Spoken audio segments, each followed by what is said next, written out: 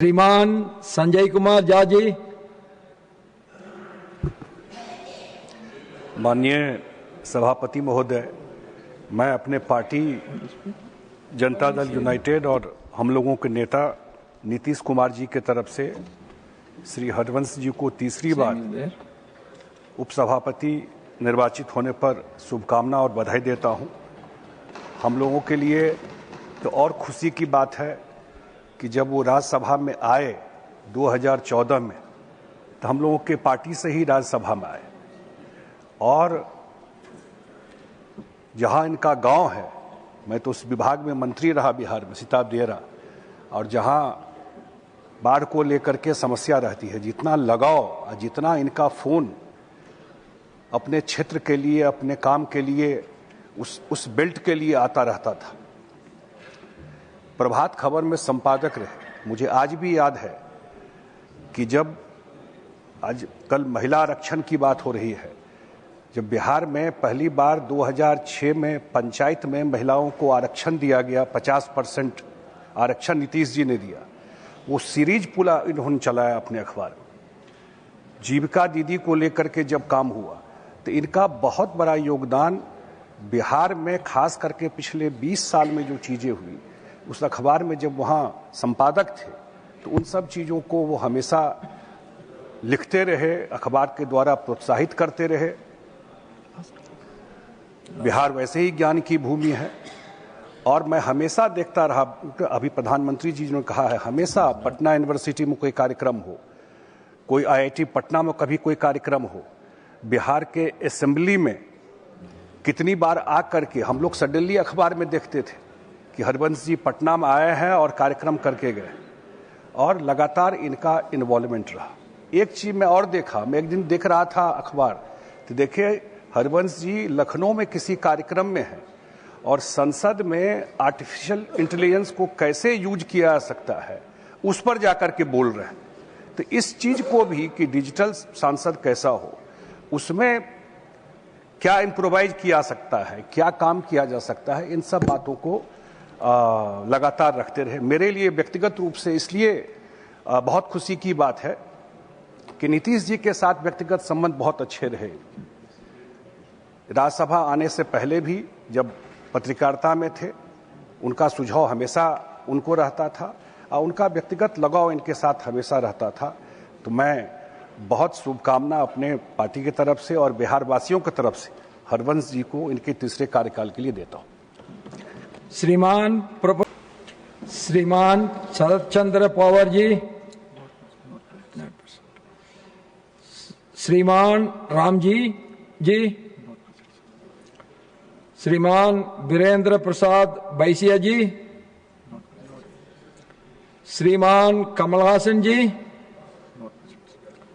श्रीमान उपेंद्र कुशवाहा जी।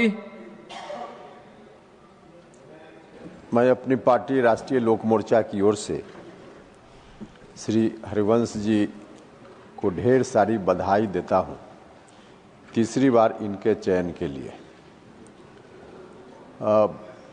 राज्यसभा का कार्यकाल जब इनका समाप्त हो रहा था, अभी कुछ दिन पहले राष्ट्रपति जी के नामांकन के पूर्व इलेक्शन कमीशन की ओर से शेड्यूल निकाला गया था कि राज्यसभा में फिर कौन कौन लोग चुनकर जाएंगे। उस वक्त अलग अलग पार्टी की ओर से जो कैंडिडेट्स का अनाउंसमेंट हुआ, तो हरिवंश जी का नाम सूची में नहीं था। अब उसको देख करके इनकी पुरानी बिरादरी, मतलब पत्रकारिता की दुनिया के कुछ लोगों ने लिखा बिहार में कि हरवंश जी का पत्ता कटा, लेकिन उनको शायद मालूम नहीं था कि जिस पेड़ की जड़ गहरी होती है उसका पत्ता कभी कटता नहीं है।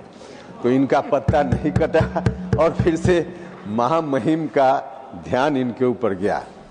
मैं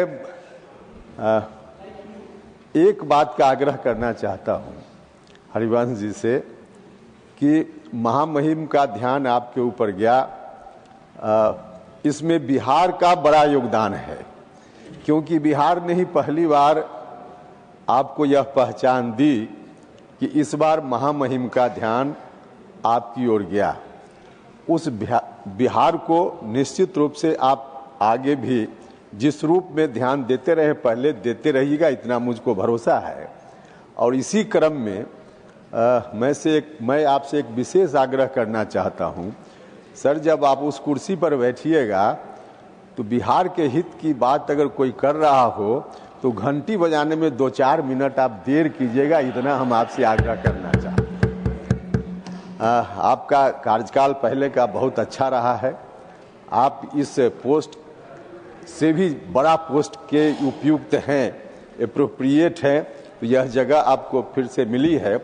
आप में आदमी के अंदर जो परिपक्वता आती है, ज्ञान से परिपक्वता आती है, और ज्ञान प्राप्त करने के जो विभिन्न स्रोत हैं उसमें अध्ययन एक बड़ा स्रोत है, तो अध्ययन तो आप करते ही रहते हैं।